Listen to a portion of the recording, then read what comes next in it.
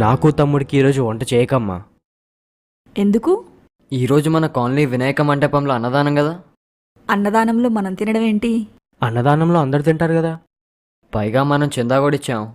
మనం చందా ఇచ్చి మనమే తినేస్తే ఎలా? ఆ దేవుడి దయ వల్ల 3 పూట్ల మనకు కడుపు నిండుతుంది కాబట్టి లేని వాళ్ళకి కడుపు నింపడం ధర్మం. అలాంటి వాళ్ళని తీసుకొచ్చి తినిపిస్తే ఎంతో పుణ్యం. అన్నప్రసాదం అన్నదానంలో తేడా ఉందిరా. అన్నప్రసాదం అందరూ తినొచ్చు, కానీ దానం అంటే లేని వాళ్ళకి పెట్టేది. అందుకే అన్నదానం అవసరమున్నోళ్ళకి అందితేనే అర్థం ఉంటుంది. ముందు వాళ్ళ కడుపు నింపండి, ఆ తర్వాత మిగిలితే మనం తినొచ్చు. సరే అమ్మా.